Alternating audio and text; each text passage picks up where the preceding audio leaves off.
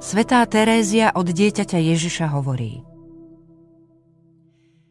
Keby tak učenci, ktorí trávia život získavaním nových vedomostí, prišli za mnou, nepochybne by žasli, keby videli, ako 14-ročné dieťa chápe tajomstvá dokonalosti.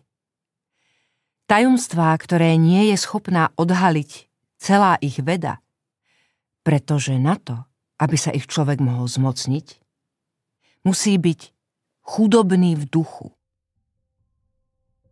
Najväčšou prekážkou na ceste duchovného detstva je pokušenie byť dospelým, ktorý všetko vie, všetko rozumie a nepotrebuje, aby mu niekto vysvetľoval, v čom spočíva podstata života.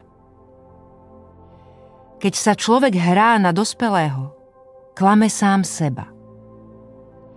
Pretože nám všetkým bol do srdca vštepený detský vzťah k Bohu.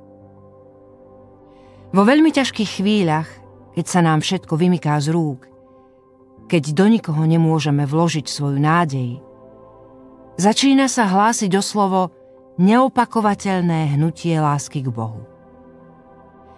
Berie na seba podobu túžby, aby nás božské srdce potešilo, posilnilo a pritúlilo k sebe.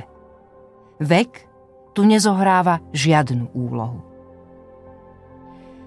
Toto prirodzené hnutie je v každom z nás.